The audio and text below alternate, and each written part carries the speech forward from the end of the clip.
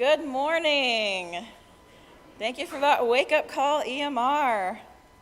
My name is Maria Wallace. I am your worship associate this morning, and I'd like to welcome all of you here to First Unitarian Church of Omaha. Whether you intended to or not, you ended up in a Unitarian Universalist church this morning with a great variety of beliefs and opinions, and you will find some friends here. For any new or first-time visitors, I want to add an extra special welcome and remind you to please come down to coffee hour after the service so we can welcome you further and get to know you a little bit more. Today, we have a special guest speaker with us, Connie Simon from Meadville Lombard. She's in her third year of study there. She is the first speaker in our New Voices in Liberal Religion series that's coordinated by Reverend Frank. So we're going to get to hear some aspiring ministers, some great new ideas in the coming months. Connie is originally from Pennsylvania Dutch country, where she shared with me that they still have a hitch to hitch a horse to, a hitching post, which is pretty cool. She's a wild tennis fan, and she loves dogs. So we're all going to be great friends with her. So welcome. It's great to see you all here this morning. Kate Godfrey will be telling our story for all ages.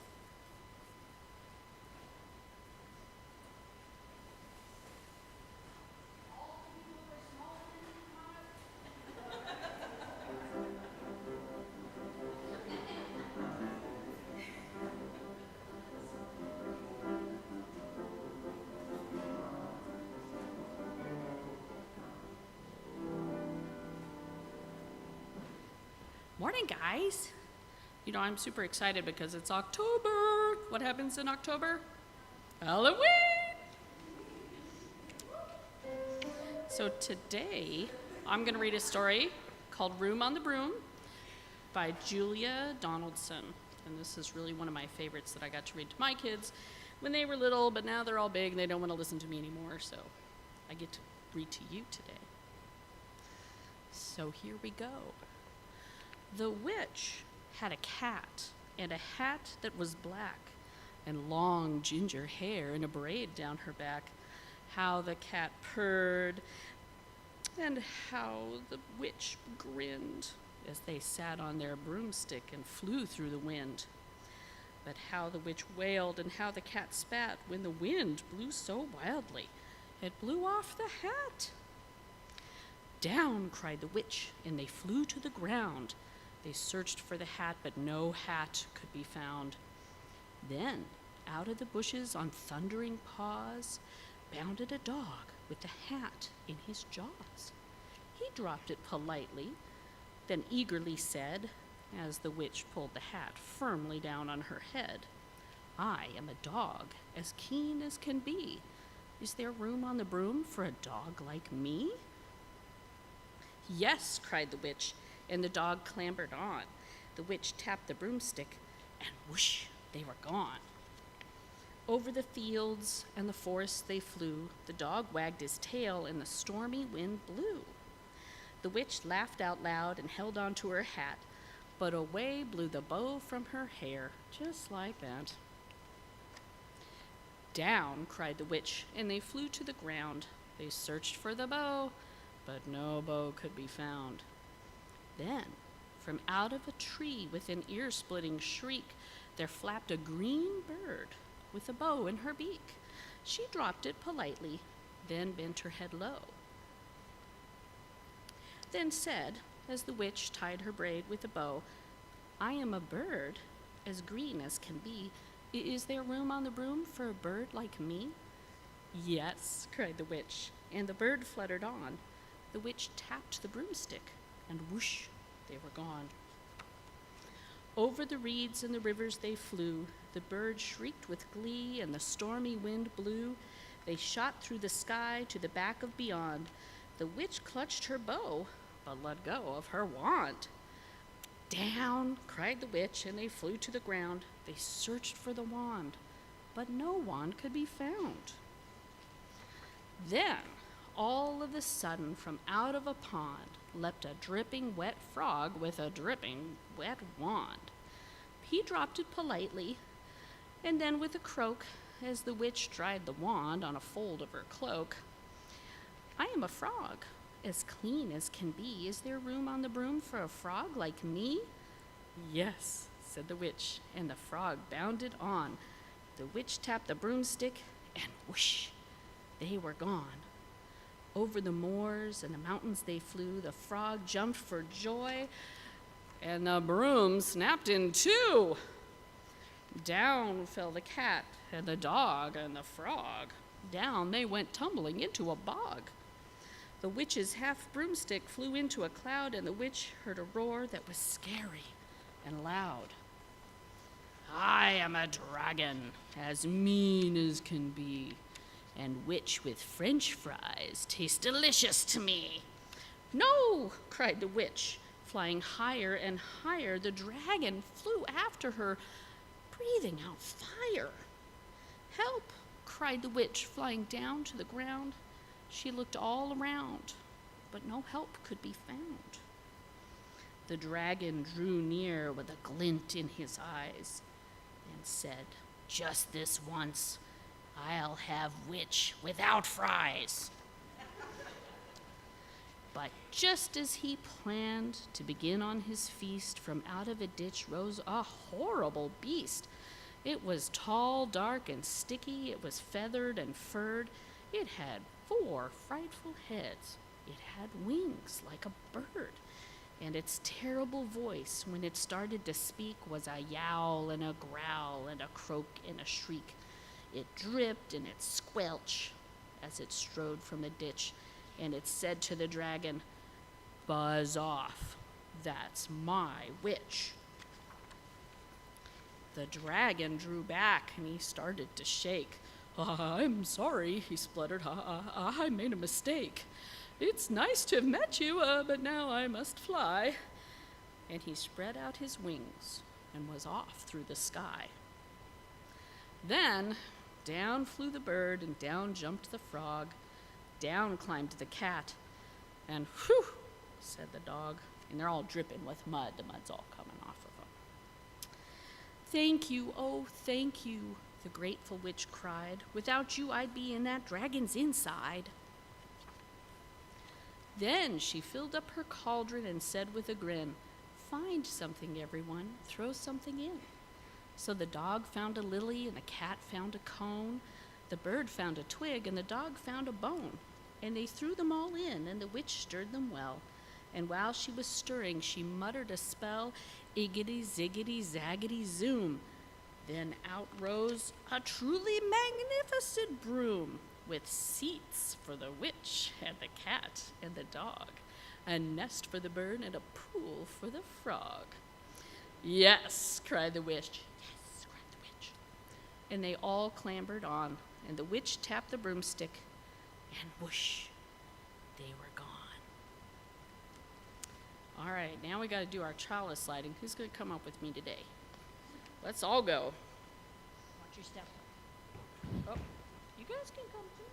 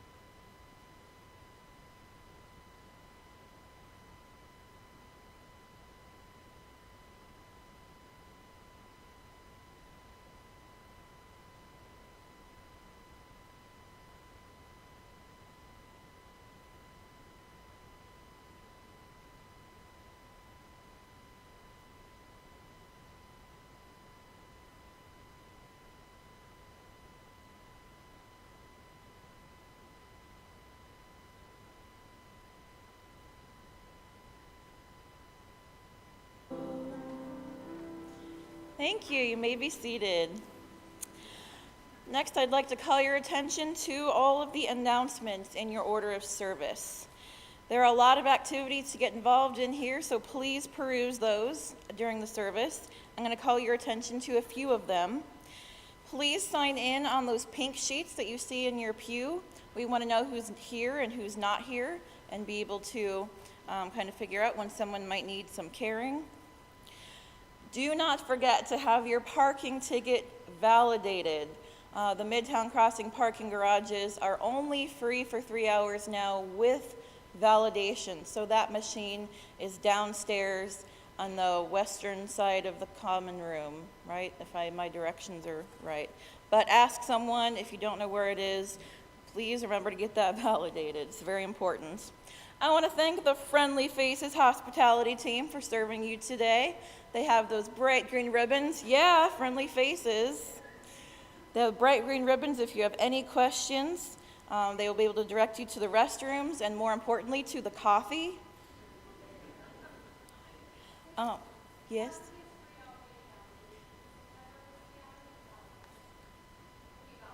Oh, they changed it again.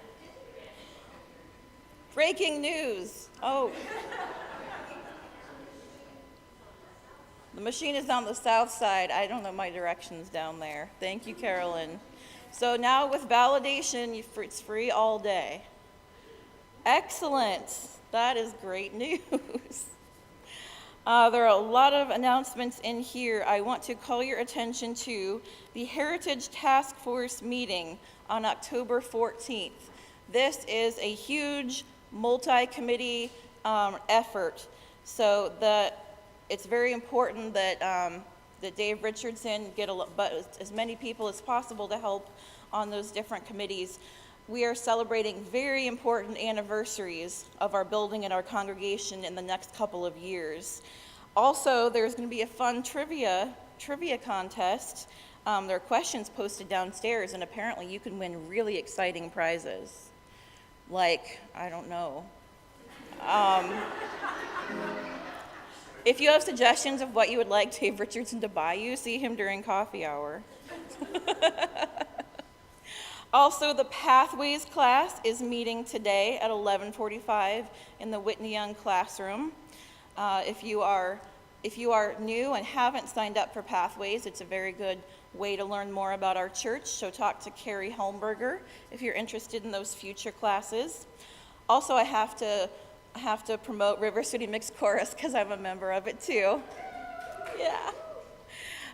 They're going to be a couple people, I think Carol and Carissa, maybe you're going to be handing out Skittles for Come Out Singing Sunday to raise awareness for National Coming Out Day on October 11th and raise funds to help us go to the Gala Festival of Choruses in 2020 in Minneapolis.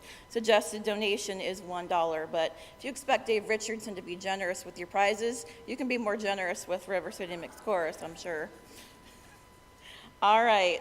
Please peruse the rest of the announcements at your leisure. Next is the time in the service when we honor the monetary commitments to this church and our community. The Share the Plate beneficiary every month is an organization with a local impact. So this month we are sharing the plate with Community Meals. And as always, the Change for Change beneficiary is the neighborhood ministry team. So please give generously.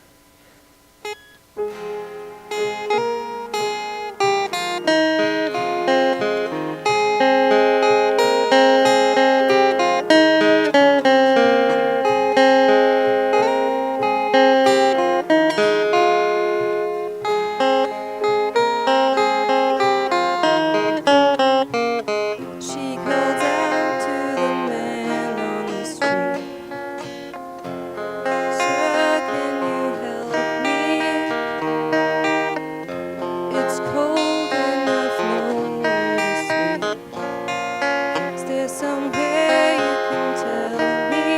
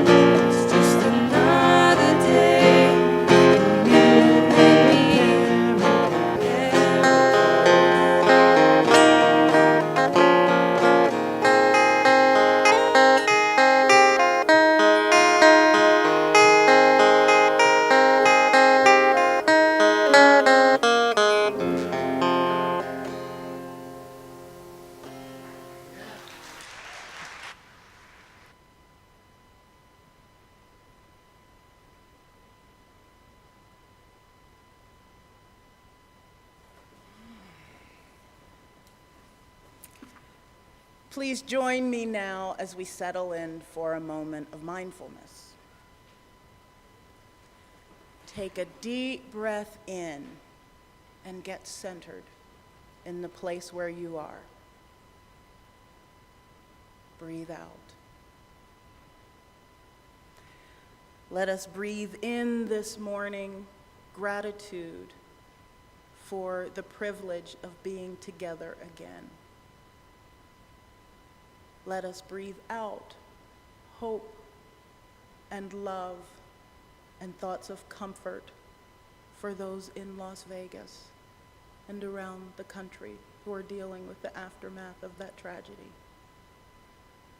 Let us breathe in peace for our souls and our world. And let us breathe out hope and support for the people on the Gulf Coast this morning who are waking up after Hurricane Nate came through. Let us breathe in gladness for this sunny day and this beautiful space. And breathe out our support and love for the people of Puerto Rico and Florida and Texas who have suffered from the ravages of hurricanes in this last month. There's so much going on in our world and in our lives. We breathe in love and support for those around us who are suffering with grief, illness, and despair. We breathe out joy, laughter, and love for those who have experienced gladness in their lives. For everyone, we offer the warmth of community and the hope of healing. For everyone, we offer love and compassion. So this morning, for those we know, those whose names we don't know, and those whose names are carefully guarded in our hearts, let us pause for a moment of silent meditation and reflection.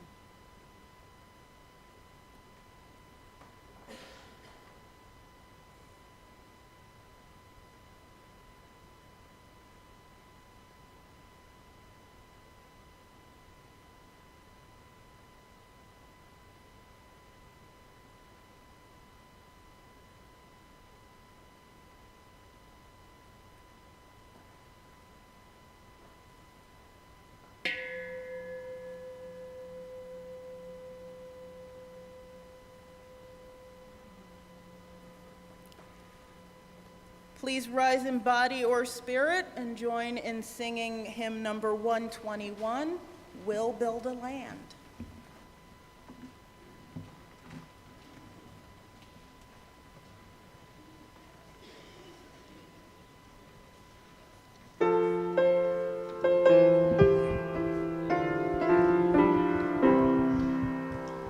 We'll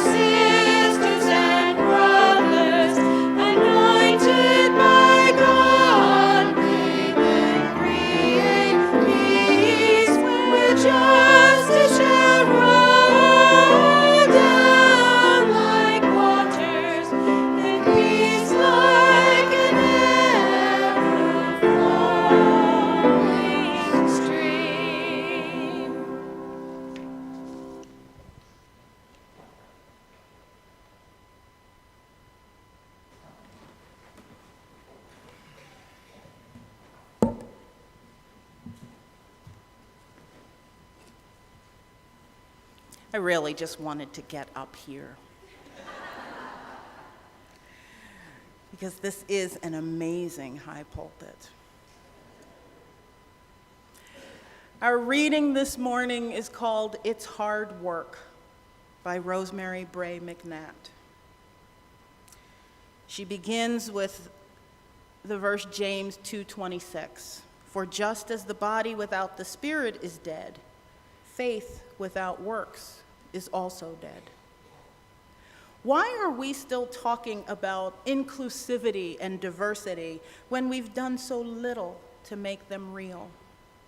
Why are we still looking pained about the lack of diversity in the denomination? Because diversity, inclusivity is terribly hard, terribly uncomfortable, definitely unsettling, and quite often frustrating. What I know about being inclusive, crossing from culture to culture, learning the language of diversity, is that it's hard, and it's the work of a lifetime. It's hard to accept people who are not like you, who don't talk the way you do, or believe the things you do, or dress, or vote as you do. It's even harder to appreciate them for the things about them that are not like you, to find interesting and fun, to enjoy the learning that's part of the experience, and to acknowledge finally that you may have to disagree. The truth is this: if there is no justice, there will be no peace. We can read Thoreau and Emerson to one another, quote Rilke and Alice Walker and Howard Thurman, and think good and noble thoughts about ourselves. But if we cannot bring justice into the small circle of our own individual lives, we cannot hope to bring justice to the world. And if we do not bring justice to the world, none of us is safe, and none of us will survive. Nothing that Unitarian Universalists need to do is more important than making justice real, here, where we are. Hard as diversity is, it is our most important task. And so ends the reading.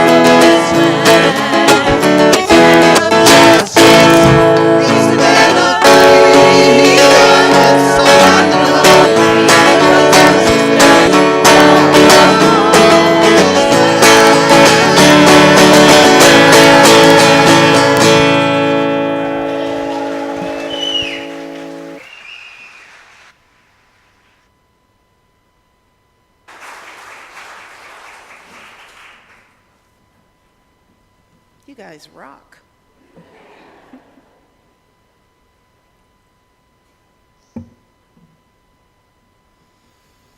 When Reverend Frank called me and asked me to preach, I was completely surprised. I was like, Omaha, Nebraska? That's a long way from Philadelphia. And flattered and honored, and I said yes immediately. So thank you for the invitation. It's been my pleasure to be here with you this morning. And I found out that I can knock off one more state on my list. I've never been to Iowa, so my Lyft driver said, well, it's just there. So I'm going to Iowa on the way to the airport. Then that leaves me at 46 states visited and 4 left to go. Oklahoma, Idaho, New Mexico, and North Dakota. So this trip has been a really nice break from studying. I am in my 3rd year. I'm preparing for my December appointment with the UUA's Ministerial Credentialing Committee. Yeah, I'm doing my internship, and I'm a chaplain at Einstein Hospital. So there's a lot that's always going on in my life. And I feel so blessed to be on this path, even though sometimes I wonder, what have I gotten myself into? I spent 30 years as an attorney before coming into this path. Well, I still am, but I don't practice. And I thought that surviving law school and the bar exam was the worst thing that I would ever have to go through. And I was wrong. Law school prepared me for the academic challenge of seminary, but not for any of the ministerial formation work that goes along with it. There's this whole other layer of stuff that goes on beyond just learning about the Cambridge platform and the 5 pillars of Islam. There's so much more that will just make your head spin. Seminary is hard on a good day. And in a year like 2017, it's been a real doozy. In fact, this has been quite a year for Unitarian Universalism overall. In the church where I am the intern, we tend to stay relatively isolated from the things that are happening in Boston. We stay in our own little cluster. But it's hard to ignore what's been happening in our UU-verse, as we call it. From March through General Assembly, and even now as congregations prepare for the upcoming white supremacy teach-in, racial justice and the inclusion of people of color has been the #1 topic of discussion in our denomination. And I gotta tell you, it's had me twisted back and forth, upside down, right side up, and every which way. And maybe it's been that way for some of you too. So that's why I wanted to talk about that today and where our future lies. I'm not gonna lecture you about white privilege or about white supremacy and that culture. I'm gonna share with you what it's like for me to be a Black UU and let you connect the dots in a way that's truthful for you. So to me, being a Black UU is an amazing journey. It's a wonderful thing. And sometimes it's lonely. It's lonely being the only one there in meeting after meeting, or as my friend Walter puts it, being the only chocolate chip in the cookie. Sometimes as a Black UU, I feel unimportant. This is the flip side of feeling lonely. Often in our eagerness to be inclusive, we say, I don't see color. I'm colorblind. We're all the same on the inside. We're not all the same anywhere, inside or out. I want you to see my Blackness. I just don't want that to be all you see. My blackness is part of who I am, just like my hazel eyes. Don't treat me any differently because of it, but don't ignore it either. It hurts when you tell me to my face that you are colorblind. It tells me that you don't view me as a whole person. When you refuse to see all of me, you see none of me. Sometimes as a black UU, I'm just tired.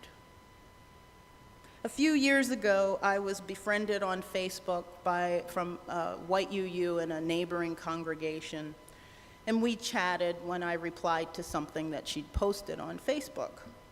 I wasn't trying to strike up a conversation about racial justice, but that's what happened, and it was okay the first time, the second time, and even the third time, but that was all she ever wanted to talk to me about. She didn't care that I was trying to root a new jade plant. She didn't want to know about my excitement over classes. She was sending me instant messages at all hours of the day and night, talking about Black Lives Matter.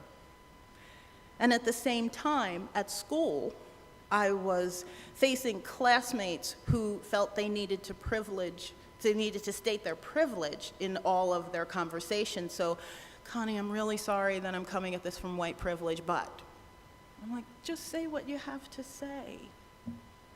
It made me tired.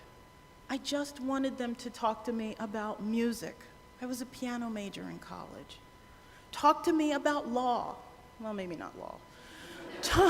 Talk to me about dogs. Talk to me about tennis. I want Roger Federer to play until he's 80. Talk to me about anything else, but not always race. It just makes me tired. I've been a UU for just under 10 years, and sometimes I feel wary. Our attention and dedication to anti-racism work as a denomination has waxed and waned over the years. Some, but not all, Unitarians and Universalists were abolitionists. And after the emancipation of the enslaved, instead of continuing to work toward racial equality, they turned to the suffrage movement. They were engaged in civil rights, but then things got complicated with the Black empowerment controversy. Hundreds of Black UUs left our denomination and the work essentially stopped. We tried again with the Journey Toward Wholeness and a series of initiatives and programs, but lost ground again after the disastrous events of the 2005 General Assembly in Fort Worth, where several youth of color were mistaken for hotel employees by GA participants and asked to perform menial tasks.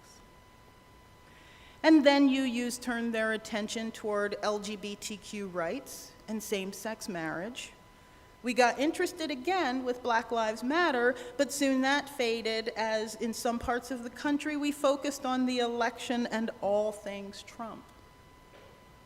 And I'm not saying that the work completely stopped or that there aren't still people who care. And I'm not saying that suffrage, LGBTQ rights, same-sex marriage, and national politics aren't important. Our nation feels more divided than ever, and it's hurting badly right now. What I'm saying is that we've struggled to focus on multiple issues simultaneously. Now, this morning, of course, I can only speak for myself, but I find comfort in knowing that I'm not alone. In the new book, Centering, which is Navigating Race, Authenticity, and Power in Ministry, Reverend Adam Robersmith says, "We always talk about meeting people where they are. How about meeting them where we are? When is there ministry to ask for people to meet me where I am as a people of color today? To ask you to see me for what I am and meet me there." Reverend Lilia Cuervo said, "I've seen my experience denied, and that's a very sad thing to have to go through. And finally, from Reverend Manish Mishra Marzetti, the simple act of being a Unitarian Universalist of color is fraught with symbolism and meaning that far exceeds the individual life story of any one of us. It means holding deep pain at the recognition that ultimately our denomination and its congregations reflect the same patterns, behaviors, and attitudes around race and culture that permeate our society at large. We are not magically further along simply because of our liberal theology. It means that, like other UUs of color, I've struggled at times with simultaneously holding optimism, pessimism, anger, joy, sadness, and gratitude in my heart. At times, I've held these tensions and contradictions well, and at other times, I have not. So in that space, this spring, things started to happen again. Feelings that had been simmering on the back burner were suddenly coming to a full boil. It was like a pressure cooker. We already had years of missteps and hurt feelings and some progress. And then this year, each new thing added more and more pressure. Some might say it started with the unfortunate circumstances surrounding the hiring of the UUA Southern Region Director. That led to the resignation of our denomination's president, Peter Morales, and 2 other members of the executive leader team. That led to the resignation of the executive director of the UU Ministers Association. That led to the appointment of 3 people of color as co-presidents of the UUA. That led to the unmasking and acknowledgement of the system of white supremacy in which we live, the waters we swim in. That led to 684 congregations in all 50 states and 6 countries holding teach-ins in May. That led to our denomination pledging its money and its commitment to the work of Black Lives of UU and to real change throughout the UUA. That led to the most recent General Assembly where I stood among more than 4,000 people who assured me that there's room for everyone in this denomination. Delegates set up for a final vote next year a proposal to change the language of our second source to be more inclusive and refer to the words and deeds of prophetic people rather than prophetic men and women. At its meeting in New Orleans, the UUA Board of Trustees voted to authorize a binding memorandum of understanding between the UUA and Black Lives of UU to fulfill the board's promise of $5.3 million in funding to the organization. We recognize the ableism in the name of our signature movement, standing on the side of love, and voted to change it to the more inclusive answering the call of love, and then joined together in singing the new words led by Jason Shelton, the song's composer. And we passed by an overwhelming margin the motion to consider the racial justice and anti-oppression 8th principle. Yeah, a lot has happened in our UU world in 2017, and the year's not even over yet. I've been more than a little bit nervous about it. Not everyone is comfortable with the discussion of white supremacy right now, or with some of the work that's happening in the area. Processing that as a student minister, especially as a Black student minister, has been challenging and a little bit scary. As part of my internship, I participate in a monthly conference call with 25 classmates serving their internships at various congregations across the country. On our final call this last spring, after acknowledging the state of our union, meaning both our national political union and our denomination, the professor asked each of us to share our greatest fear and our biggest hope. And I waited and I let everybody else go first. And then I had to admit, my greatest fear was that Unitarian Universalism would let me down. I like what we say we stand for. I believe in it. But our history is checkered when it comes to being truly inclusive and embracing multiculturalism. There have been commissions and working groups and task forces and committees, yet we couldn't get over the hump. If those things had worked, we wouldn't still be talking about hiring practices that seem to keep people of color out of leadership positions. If they'd worked, we wouldn't have needed to have a teach-in or a second teach-in. So as the school year ended, and I headed to ministry days and General Assembly, I was afraid that it wouldn't work this time either. That the belief in the inherent worth and dignity of every person was maybe nothing more than a catchy tagline. I feared that my chosen faith, the one to which I'm dedicating my life, my time, my resources, would let me down and break my heart. But when all this stuff happened, not only did my heart not get broken, an amazing thing happened. It began to heal.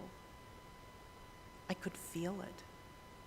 I could feel the warmth of community and the light of love seeping into the cracks and filling the broken spaces like a balm, soothing my hurting heart. Several senior ministers of color who knew what I've been going through over the last few months sought me out and took time to pull me aside over the course of General Assembly. All of them, even Bill Sinkford, in the middle of everything he was doing as president of the association, just wanted to make sure I was doing okay. Elders were looking out for juniors and colleagues were looking out for one another. There were lots of tears, lots of hugs, lots of prayers, and much encouragement. And it was amazing in ways that I can't even begin to describe. And as I sat in one of the worship sessions, I found myself crying for all the Black UUs who'd come before me. Not just the big names that we know and we quote often, like Frances Ellen Watkins Harper and David Eaton, but for Joseph Jordan, the first African American to be ordained as a Universalist minister and founder of the Universalist Church of Norfolk, who also founded a day school that served 100 kids a week. I cried for Clarence Bertrand Thompson, the first African American in ministerial fellowship with the Old American Unitarian Association. He was a little intimidating. He had bachelor's and master's degrees from Harvard in sociology and economics, was a lawyer, and then became minister of the church in Peabody in 1906. I cried tears for William Jackson, a Baptist minister who wanted to convert to Unitarianism and sought to be a minister here, only to be turned away by the AUA during its annual meeting in 1860. After being snubbed by us, he left, went back to his Baptist church, and never thought about Unitarianism again. And I cried for Peter Humphrey Clark, an educator, abolitionist, writer, and speaker who in 1868 became a member of the First Unitarian Church of Cincinnati, its first and only Black member until 1952. I cried for all of them, and the loneliness, the pain, the frustration, the fatigue, and the weariness they must have felt. But some of those tears were tears of pride and resilience, for their persistence and their example. Because, you see, we Black UUs have always been here. Sometimes as exceptions, anomalies, and special cases, existing on the margins and not always included or recognized in the same way as Channing, Parker, and Ballou. But we've always been here. It's just now that stuff is happening, we're being recognized and seen and heard. We've come in from the margins. Black, brown, Asian, indigenous, transgender, and people with varying levels of physical and neural abilities. We've all come in from the margins. So in the midst of all these tears, in the midst of all this stuff, I learned another lesson. When Reverend Leslie Takahashi put her hand on my shoulder and said, "This is our faith too, yours and mine. We don't have to wait for an invitation to be included. Don't you ever forget that." So when I meet people, I remind them, this is our faith, yours and mine. It's our faith. And we've been in the storm so long, but now we're stepping out into the light of a brighter day, going hand in hand into the promise of Unitarian Universalism, into a faith where we truly honor, respect, and value the inherent worth and dignity of everyone, not just outside in the community, but within our church walls too. We're stepping into a faith that I think is finally ready, really ready to shed the systems of oppression that have kept us shackled for far too long and prevented us from embracing real multiculturalism and creating new systems and new worship where people of every race, ethnicity, sexual orientation, every gender identity, every physical and neural ability can feel physically and emotionally safe while being spiritually nourished. Into a faith where we work together for justice because we know we're all connected and that none of us is free until all of us are free. Into a faith where my life matters, where your life matters, and everyone's life matters. That is the promise of Unitarian Universalism. Living into our principles and our values, finally getting it right, and building that beloved community that we invoke oh so often. It's not always going to be easy, and we're not always going to feel comfortable. And we need to do it anyway. We need to keep moving forward together, moment by moment, step by step. In that book, Centering, Reverend Bill Sinkford writes, "The last time the association went around the issues of race and culture seriously, it became so divisive and was handled so badly by people digging in their heels and frankly taking idolatrous positions of righteousness, in innocence and justice, and casting a pall of wrongness, sin, and injustice on everybody who disagreed with them. We need to do it better this time." He's right. We need to do it better this time. We need to do it for those who came before us and tried but fell short. Do it for the person sitting next to you, in front of you, behind you. Today, tomorrow, and every day going forward. We need to do it for our children and our children's children and their children. We've been given another chance to step into the promise of our faith. If we mess it up this time, we might not get another one. So let's get it right this time. May it be so. Amen.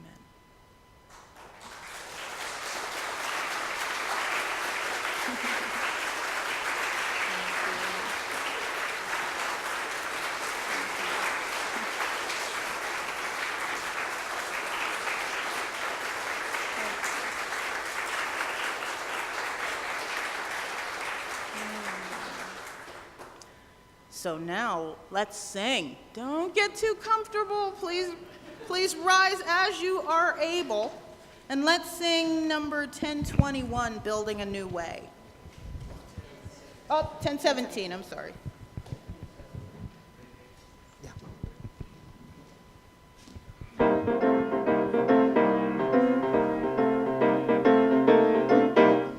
We are building a new way. We are building a new way. We are building a new way, feeling stronger every day. We are building a new way. We are working to be free. We are working to be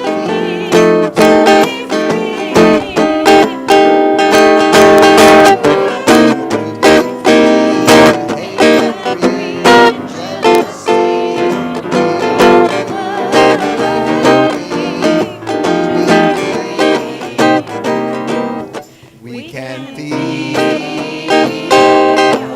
every need.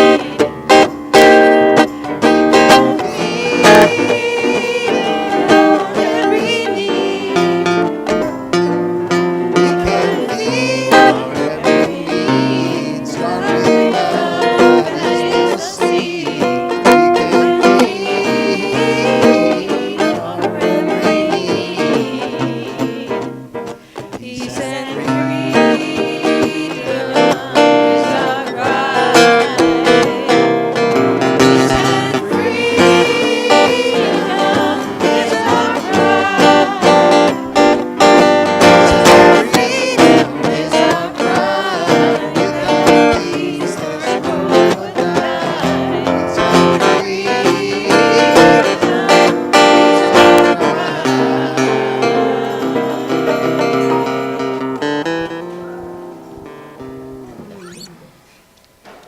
I'm going to leave you this morning with the words of Reverend Joe Cherry. If we have any hope of transforming the world and changing ourselves, we must be bold enough to step into our discomfort, brave enough to be clumsy there, loving enough to forgive ourselves and others. May we, as a people of faith, be granted the strength to be so bold, so brave, and so loving. May it be so.